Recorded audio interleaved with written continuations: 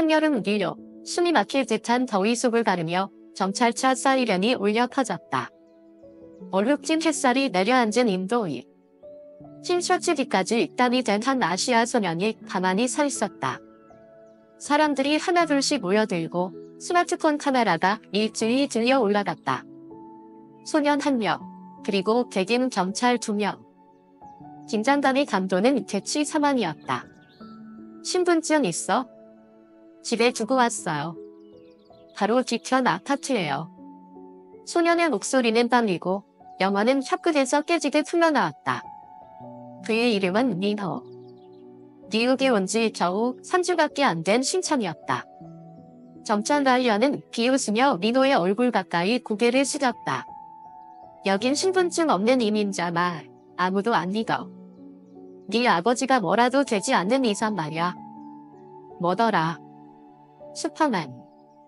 그 말이 끝나기 무섭게 하늘을 찢는 듯한 대문과 함께 검은 벤츠 한 대가 급정거했다. 탈리오가 아스팔트를 긁으며 비명을 질렀고 차 문이 열렸다. 그 안에서 온 군복을 입은 남자가 나와 군중 속을 거침없이 헤치고 다가왔다. 그는 검은 테스를 꺼내들었다. 온 특수작전팀 소속 김서중 요원이다. 당신들 2명 불법 체포 혐의로 지금부터 구속하겠다. 심지긴 분전. 모든 카메라가 일제히 그를 헤맸다. 그리고 민호는 굽었던 등을 켜고 똑바로 일어섰다. 그 순간 아무도 몰랐다. 그 작고 짧은 순간에 진짜 정의를 지키려는 이들과 정의를 위장으로 삼은 자들 간의 현대사 최대 전쟁을 촉발할 줄은. 하지만 민호의 아버지는 대체 누구인가? 단 하나의 테스가 어떻게 미국 경찰을 물러서게 했을까? 그리고 이 가면투성이 시선에서 진짜 흑막은 누구인가? 뉴욕, 한여름 점호, 태양은 하늘에서만 내리쬐지 않았다. 유리창을 뚫고 쏟아졌고 도로에서 타오르듯 피어올랐으며 서울에서 막 이서온 16살 소년 민호의 가슴속까지 태워버릴 듯했다. 낡은 백팩 하나를 맨 민호는 땀에 젖은 손바닥을 꽉 움켜쥐며 브루클린 골목을 지나고 있었다. 미국에 온 지 3주. 특수 외주 프로그램이라는 영어 말에 가족과 함께 입국했지만 학교에서도 동네에서도 길거리에서도 아무도 그 말을 믿지 않았다. 그들에게 민호는 그저 또 하나의 의심스러운 동양인일 뿐이었다. 그리고 결국 어머니가 한국에서 수없이 전고했던 일이 현실이 되었다. 야, 거기 멈춰. 정찰차에서 튀어나온 2명의 백인 경찰. 민호를 노려보는 눈빛은 마치 은행 강도를 붙잡은 듯 했다. 놀란 민호는 멈춰섰고 작은 목소리로 겨우 내뱉었다. 저 아무 짓도 안 했어요. 신분증 있나? 집에 두고 왔어요. 근처에요. 라이언이라는 경찰이 비웃었다. 그렇겠지? 나는 엘사 공주고. 그 말에 또 다른 경찰 더블라스가 딸딸 웃었고 아무런 영장도 없이 민호의 주머니를 뒤지기 시작했다. 민호는 움직일 수 없었다. 두려움, 그리고 설명할 수 없는 분노가 뒤엉켜 끌어올랐다. 저희 아버지는 온 특수부대 요원이세요. 지금도 여기서 임무 중이에요. 정말로 영웅이세요. 하지만 돌아온 것은 얼굴을 후려치는 듯한 조롱의 웃음뿐이었다. 와, 그럼 나는 슈퍼맨이고 이 자식은 스파이더맨이겠네? 라이언은 민호의 핸드폰을 강제로 뺏으며 비꼬듯 말했다. 그래, 그 영웅 아빠한테 전화해볼까? 민호는 울음을 참았다. 주변엔 사람들이 하나둘씩 모였고 촬영지는 휴대폰 카메라가 곳곳에서 반짝였다. 그 순간 민호는 투명한 존재가 된 느낌이었다. 그의 모든 정체성은 그저 수상한 동양인 하나로 압축돼 버렸다. 그러던 찰나 검은색 벤츠가 대문을 내며 멈췄다. 차 문이 열리고 특수군 복장을 입은 한 남자가 내렸다. 날카로운 눈빛은 현장 전체를 꿰뚫었고 어떤 말보다 강렬했다. 내 이름은 김서준. 이 아이는 내 아들입니다. 당신들은 지금 국제 외교법을 위반하고 있어요. 거리 전체가 정적에 휩싸였다. 라이언의 표정엔 방황이 스쳤고 더글라스는 떨리는 손을 감추려 애썼다. 하지만 이미 늦었다. 리노는 더 이상 아무 말도 하지 않았다. 아버지와 눈을 마주친 그 짧은 순간 모든 게 뒤집혔다. 부부정하던 등이 타졌고 매료가 있던 고개가 올라갔다. 그리고 그 순간 무언가 뛰어났다. 아버지가 특수요원이어서가 아니다. 위기를 넘겼기 때문도 아니다. 리노는 깨달았다. 이 세상은 결코 공정하지 않다. 그리고 자신이 일어서지 않으면 아무도 대신 싸워주지 않는다는 것. 그날 밤 작은 아파트의 에어컨 소리만 웅웅 울렸다. 리노는 불도 켜지 않은 채 책상을 마주했다. 노트를 펼쳤지만 읽지 않았다. 눈은 한 장의 사진에 고정돼 있었다. 어머니가 돌아가기 전 가족 셋이 함께 찍은 마지막 사진. 거실 한편에선 아버지 서준이 조용히 어떤 짐의 서류를 검토하고 있었다. 그 어떤 대화도 없었지만 리노가 방으로 들어간 후 서준은 홀로 중얼거렸다. 시작됐군. 놈들이 또 얼굴을 드러냈어. 그 말은 직감이 아니었다. 이미 선고된 예고장이었다. 시스템을 갉아먹는 거대한 독해의 촉수가 이제 그의 가족에게까지 손을 뻗친 것이다. 다음 날 아침 리노는 옅은 햇살과 집안에서 퍼지는 커피 향기 속에서 눈을 떴다. 하지만 집 안 공기는 이상하리 많이 차가웠다. 마치 어젯밤 아무 일도 없었던 것처럼. 식탁에 앉은 아버지 서준은 말없이 노트북 화면만 바라보고 있었다. 리노가 조심스럽게 다가갔다. 아빠, 어제 그건 끝난 일이다. 그는 말을 자르듯 말했다. 한알처럼 단단한 목소리였다. 리노는 말을 잃었다. 그 말 자체가 아니라 아들의 위협과 모욕, 모든 걸 단 한마디로 지워버리는 아버지의 감시 때문이었다. 그는 몰랐다. 서준이 끝났다 오고 말았다. 그건 전쟁의 시작이라는 것을. 그날 오후 학교 식당. 리노는 고개를 숙인 채 조용히 들어섰다. 주변은 잠시 조용했다. 그러나 그 침묵은 단 몇 초에 불과했다.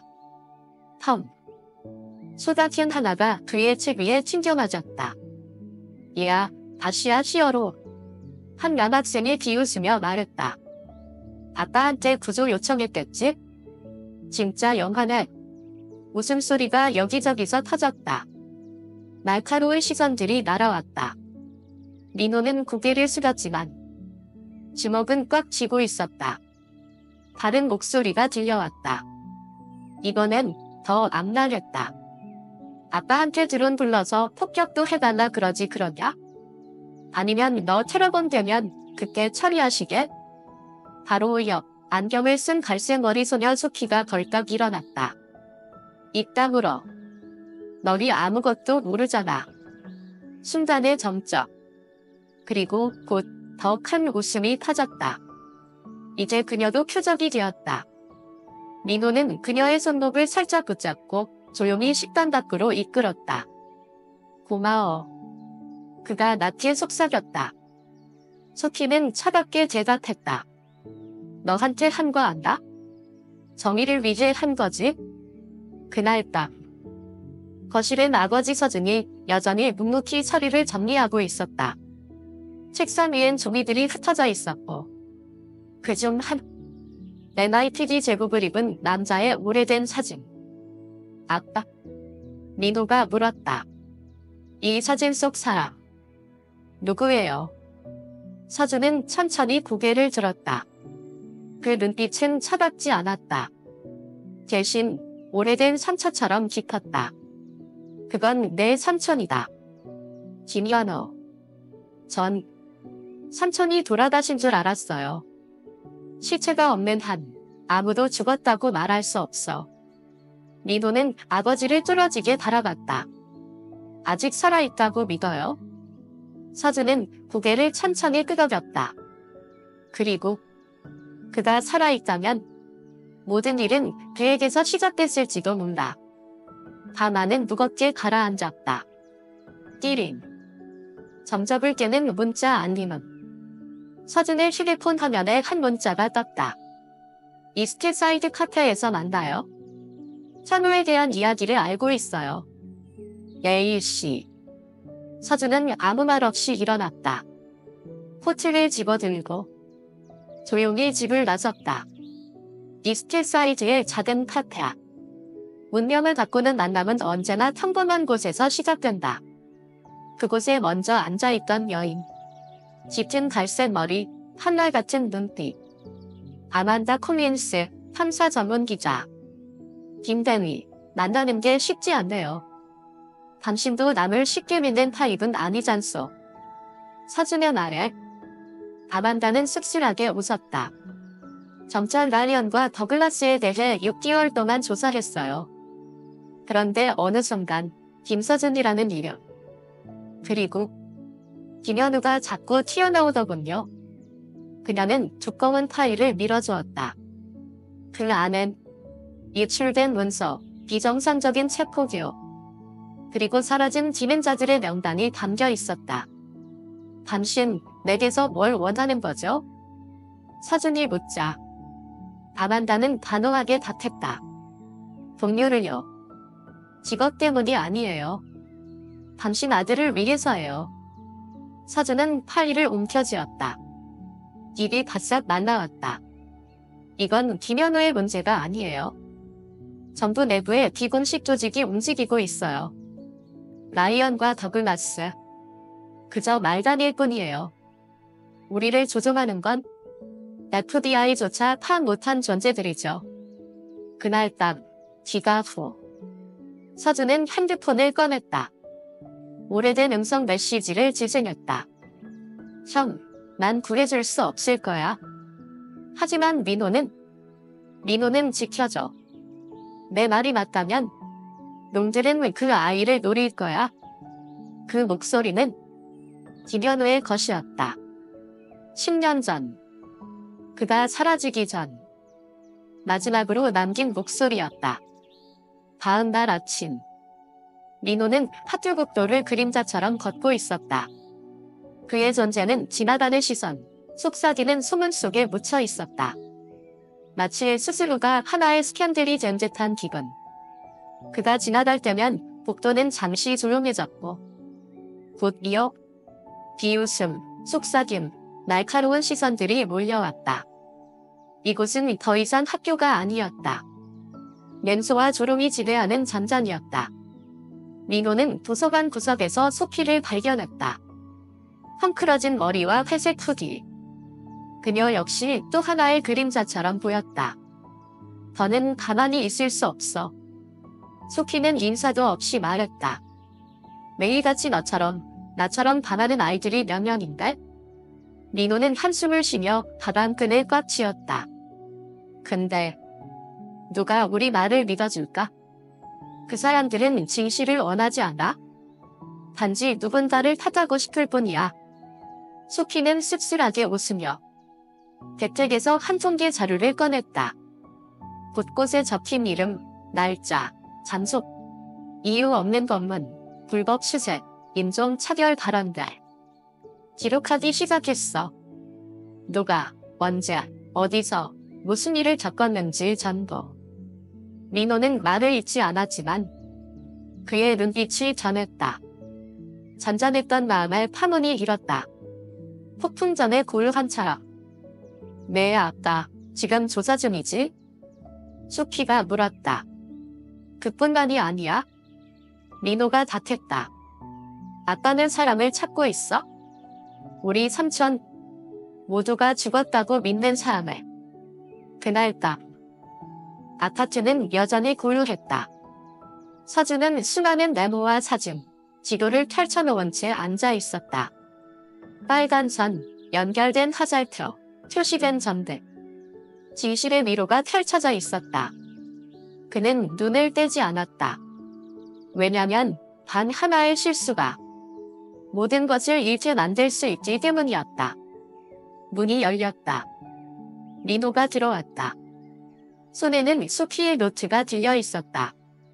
아빠, 이야기 좀 해요. 서준은 아들을 바라보았다. 그 눈엔 이제 더 이상 아이의 흔적이 없었다. 결심한 자의 눈이었다. 삼촌 현우가 원래 강력계 수사관이었죠. 마지막 수사다. 이민자들을 강제 억압하는 비밀 조직 관련이었던 것도 알아요. 요즘 벌어지는 일들과 너무 비슷해요. 서준은 깊은 숨을 내쉬었다. 넌 이 일에 엮이게 하고 싶지 않았다. 그럼 왜 저를 감시하죠? 민호가 되받아쳤다. 내가 아빠 아들이라서? 아니면 너무 많은 걸 알아버려서? 그 순간 서준은 아들이 아이의 선을 넘었다는 걸 느꼈다. 그는 서랍을 열고 붉은 도장에 찍힌 파일 하나를 꺼냈다. 그 안엔 감시 카메라 사진, 학교와 도서관 근처, 집 주변, 수상한 차량들과 정체불명의 인물들. 놈들이 가까워지고 있어? 서준이 말했다. 그들이 원하는 건 나뿐만이 아니야. 너는 어쩌면 현우의 마지막 열쇠일지도 몰라.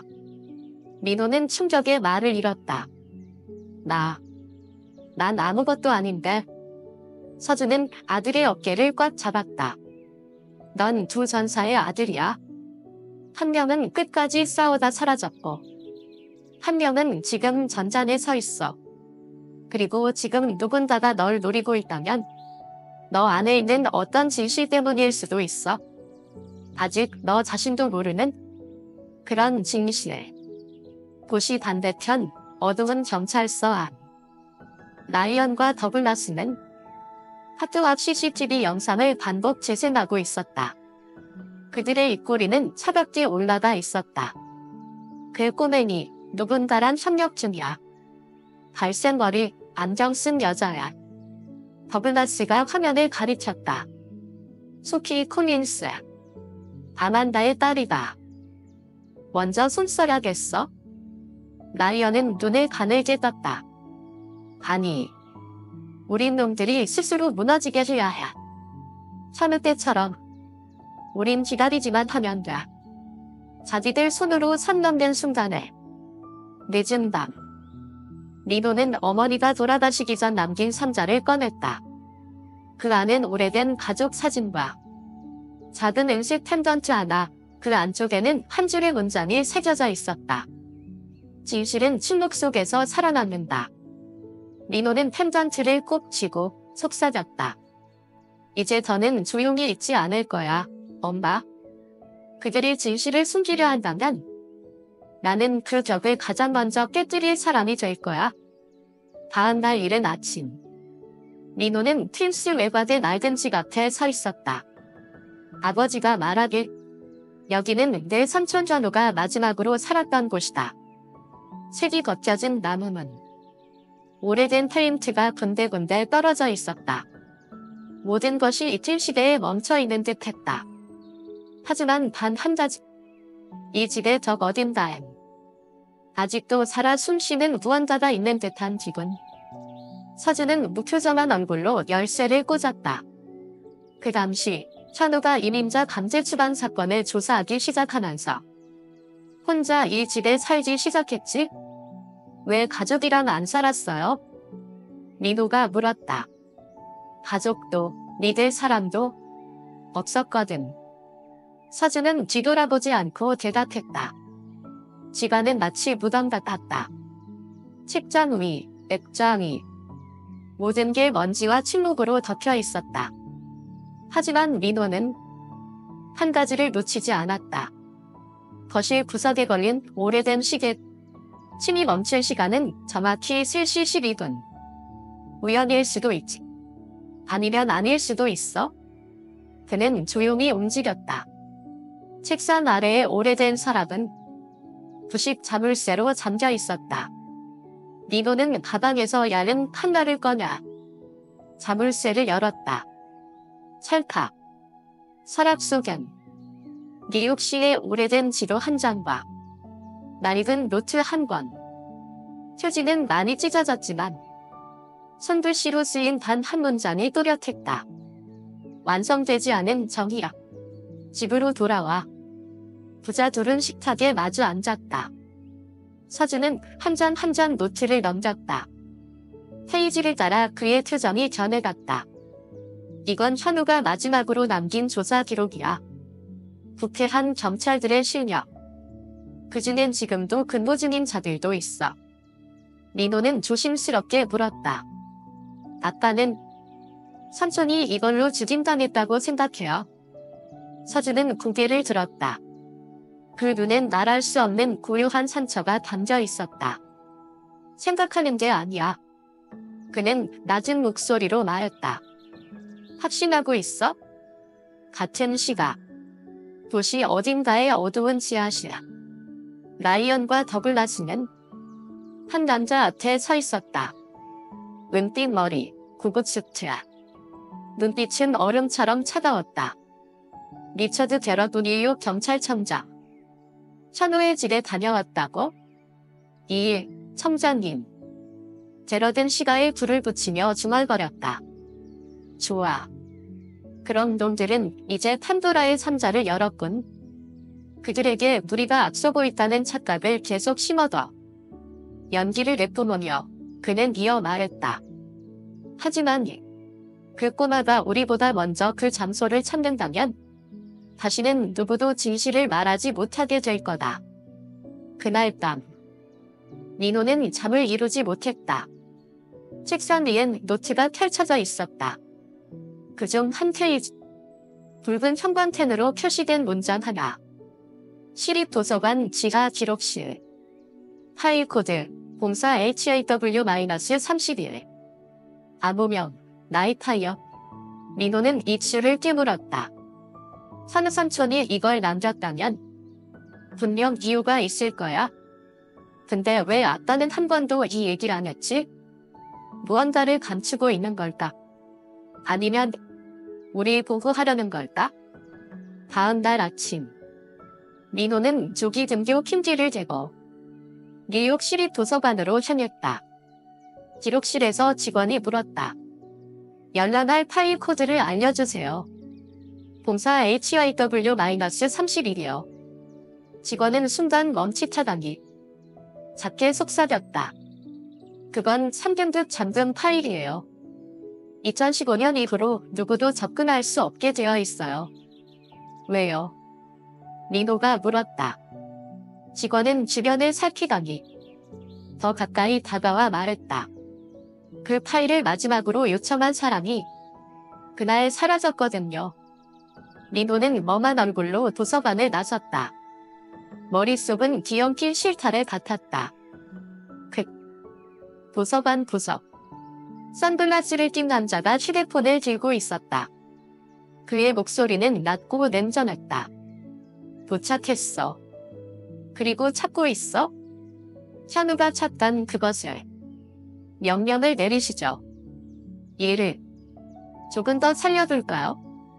그날 밤 도시는 고요에 잠겼지만 민호의 머릿속은 전쟁터처럼 뒤엉켜 있었다. 그는 아파트 베란다에 앉아 멀리 불빛이 번지는 고층 건물들을 바라보았다. 그곳 어딘가에서 권력을 쥔 자들이 진실을 다른 이들의 뒤로 다시 써내려가고 있다는 사실을 생각하며 나이트파이어. 그게 뭐지? 왜 국립도서관에서 그 파일을 고민했을까? 그리고 아빠는 왜 한 번도 언급하지 않았을까? 민호는 거칠게 숨을 내쉬었다. 직감이 속삭였다. 이제 더는 기다릴 수 없다고. 다음 날 이른 아침. 민호는 수키와 학교 근처 공원에서 만났다. 여기 CCTV도 적고 엿듣는 귀도 적은 곳이었다. 그는 현우 삼촌의 수첩을 꺼나 한 페이지를 펼쳐 보였다. 나이파이어는 열쇠다. 내가 사라진다면 48번가 지하실을 찾아라. 열쇠는 가로등 안에 있다. 소피는 눈살을 찌푸렸다. 지하시설. 혹시 벙커 아니면 비밀 공간. 그럴 수도 있고. 민호가 낮게 답했다. 아니면 함정일 수도 있어. 잠시 침묵이 흘렀다. 그리고 소피가 입을 열었다. 나도 같이 갈게. 안 돼, 일어나. 그래서 더더욱. 너 혼자 가게 둘 수 없어. 민호는 그녀의 눈을 바라봤다. 그 눈엔 두려움 대신 무모할 정도의 신뢰가 담겨 있었다. 그건 아버지의 말 속에 등장하던 현우의 눈과 똑같았다. 장소 48번다. 낡은 주차장 뒤편의 폐창고 지역. 녹슨 가로등 아래. 민호는 오래된 고무에 가려진 작은 틈을 발견했다. 그는 손을 밀어넣어 시계 모양 열쇠를 꺼냈다. 가로등 밑엔 절반쯤 용접된 철문이 있었고 그중 한쪽 모서리가 이미 열려 있었다. 누군가 먼저 왔었어. 소피가 속삭였다. 그게 누구지? 철문 안은 거친 콘크리트 계단. 점점 깊어질수록 공기는 차가워졌고 누군가 지켜보고 있는 느낌이 짙어졌다. 민호는 손전등을 켰다. 회색 철문이 보였다. 위엔 단어 하나가 각인돼 있었다. 이래서치켜틀. 그는 문을 열었다. 안은 자료실이 아니었다. 수십대의 서버. 먼지 쌓인 검은 모니터. 그리고 정면 전체를 뒤덮은 사진. 사람, 지도, 조직도. 붉은 실로 연결된 거대한 퍼즐. 그 한가운데 민호의 사진이 있었다. 민호는 숨이 멎을 듯 멍해졌다. 말도 안 돼. 역한 아버지 사진. 그리고 수년 전 세상을 떠난 어머니의 사진까지. 이 사진들이 왜 여기 있어? 누가 우리 가족을 이렇게 오래 감시해온 거지? 나이파이어는 아무 명이 아니야. 민호는 중얼거렸다. 이건 감시 프로젝트야. 동시에 브루클린의 한 지하다. 나이어는 모니터 앞에 앉아 있었다. 그의 화면엔 나이트파이어 내부를 비추는 비밀 카메라 영상이 흘러가고 있었다. 드디어 찾았군. 예상대로야. 그 녀석은 원래 디레드의 자녀 변수. 나이파이어 프로토콜의 핵심.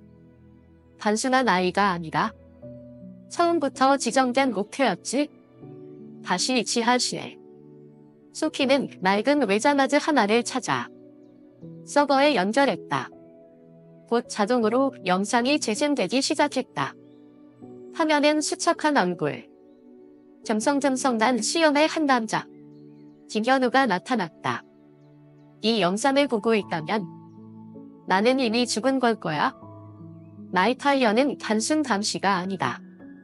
미국 내 이민자 커뮤니티 전체를 비밀리에 추적하고 억압하는 프로그램. 경찰, 판사, 정치인들이 얽혀 있다.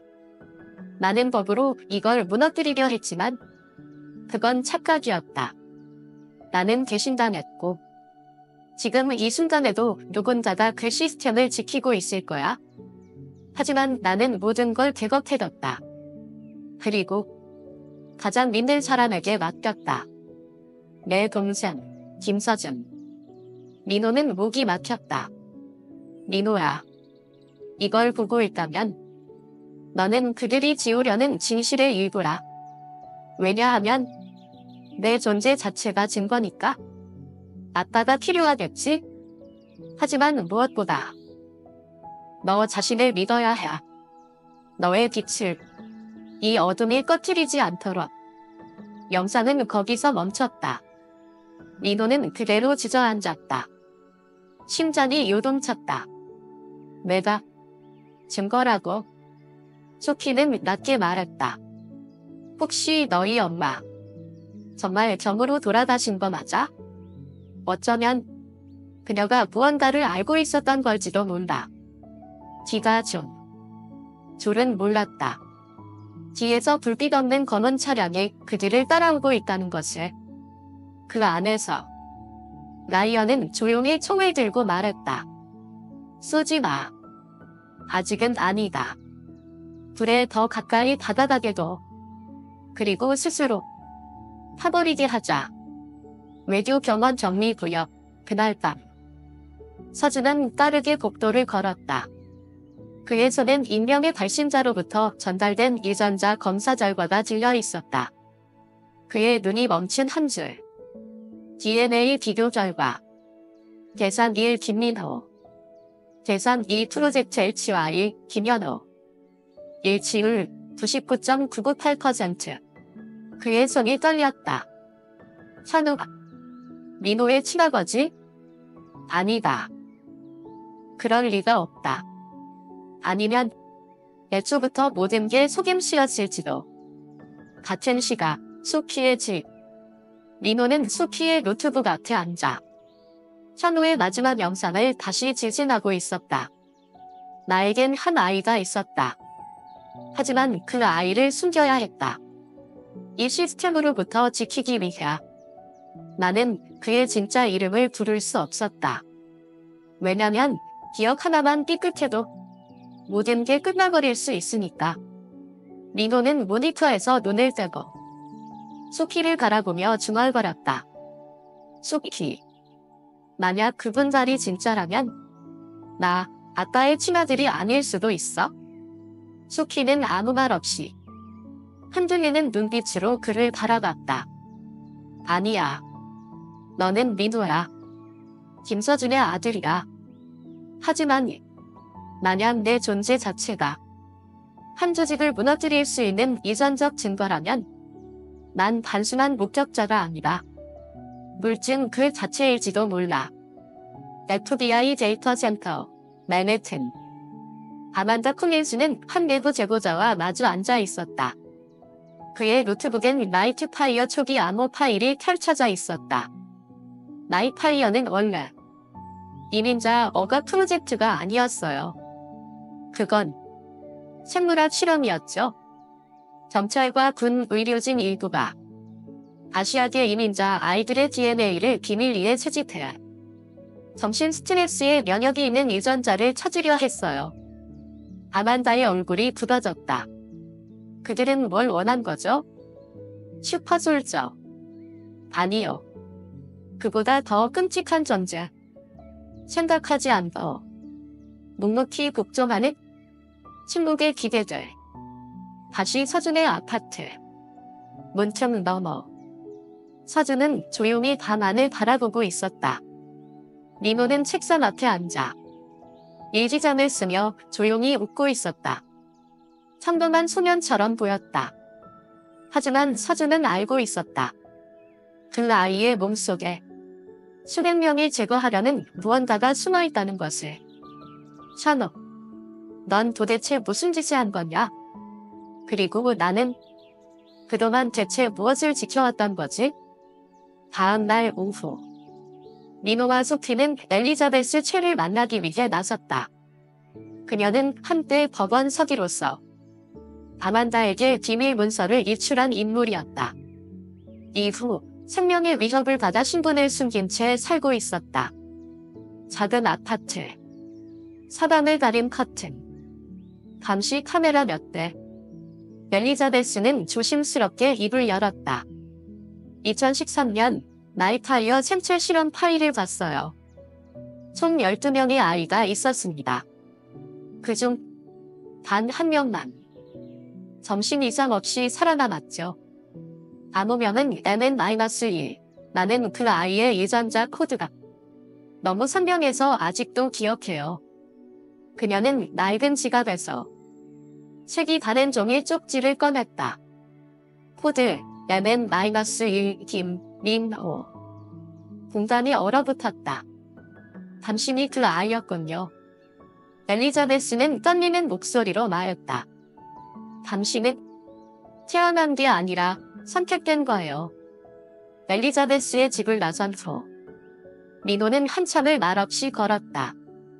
가슴은 요동쳤고 목은 마르고 숨조차 불편했다. 내가 뭐라고? 단지 실험체? 의료 프로젝트의 산물.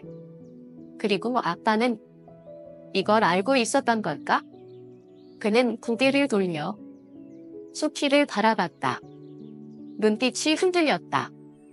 그럼 엄마는 정말 병으로 돌아가신 게 아닐 수도 있어. 혹시 그녀는 나를 넘기지 않으려다 죽은 걸까? 소피는 그의 손을 꼭 잡았다. 내가 어떻게 만들어졌든 상관없어. 난 알아. 너는 옳은 선택을 해왔고 지금도 하고 있어. 희생이 아니라 선택이 사람을 만든다. 그날 딱 라이언과 더글라스의 비밀 기지. 더글라스가 말했다. 이제 다 알아챘어. 라이언이 피식 웃으며 말했다. 좋아. 이제야 때가 됐지? 모니터야. 차 안에 앉은 서준의 모습이 떠올랐다. 그의 손엔 리노의 DNA 서류가 들려 있었다. 화면 아래 타자기로 친 듯한 오래된 폰트로 된 한 문장. You never his father. You his god. 넌 그 애의 아버지가 아니야. 넌 그를 지키는 감시자였을 뿐이다. 아파트 옥상. 뉴욕의 바람은 뼈를 에는 듯 차가웠다. 리노는 홀로 서 있었다. 별 하나 없는 밤하늘과 마주 앉자. 손에는 어머니의 은목걸이를 꼭 쥔 채. 땀과 빗물이 이마를 타고 흘러내렸다. 그 뒤로 서준이 조용히 옥상으로 올라왔다. 그의 눈빛은 지쳐 있었지만 포기하지 않는 이의 불꽃은 여전히 남아 있었다. 춥지 않니? 그는 조용히 물었다. 리노는 돌아보지 않았다. 거칠고 메마른 목소리로 말했다. 진실을 알고 싶어요. 엄마는 누구였죠? 그리고 저는 아빠 인생에서 어떤 존재였던 건가요? 그 순간의 침묵은 마치 한 세기처럼 길었다. 서준은 천천히 숨을 들이쉬었다. 민호야. 어떤 진실은 사람을 길 잃게 만들어. 어떤 대답은 세상을 미워하게 만들 수도 있어. 그럼 전 진짜 존재인가요? 아니면 그저 누군가가 만들어낸 실험에 전과한가요? 서준은 다가가 아들의 어깨에 손을 얹었다. 그의 목소리는 바람보다 조용하고 총성보다 단단했다. 잘 들어. 만약 내가 실험체고 계획된 목표고 어떤 끔찍한 시스템의 마지막 조각이라고 해도 너에게 이름을 붙여준 사람은 나야. 내가 열이 나서 몸부림칠 때 안아준 사람도 나였고 내가 위험하면 총알을 막아줄 사람도 나야. 그게 아버지가 아니라면 이 세상에 진짜라고 부를 수 있는 건 아무것도 없어. 리노는 천천히 고개를 돌렸다. 그리고 태어나 처음으로 서준이 눈물을 흘리는 모습을 봤다. 그 눈물은 나약함이 아니라 오래된 짐이 마침내 터져나온 무게였다. 너는 진짜야, 리노야. 넌 내 선택이야. 유전자 때문도 임무 때문도 아니야. 너를 지키겠다고 내가 선택했기 때문이야. 이 세상이 우리 둘을 쟤처럼 채워버린다 해도 난 단 한 번도 후회한 적 없어. 리노는 그의 손을 꽉 잡았다. 그 순간 두 사람, 두 세대, 두 운명, 처음으로 진짜 부자로 마주 서 있었다. 지켜야 할 대상과 지키는 자가 아니라 아버지와 아들. 멀리 고층 빌딩 어둠 속 남원경이 그들을 조준하고 있었다. 무전기 너머로 차가운 목소리가 흘렀다. 감정적 연결 확인됨. 우리는 이 유대를 과소평가했어. 명령은 아니. 조금 더 살아나게도 끊어낼 땐 더 고통스러울 테니까.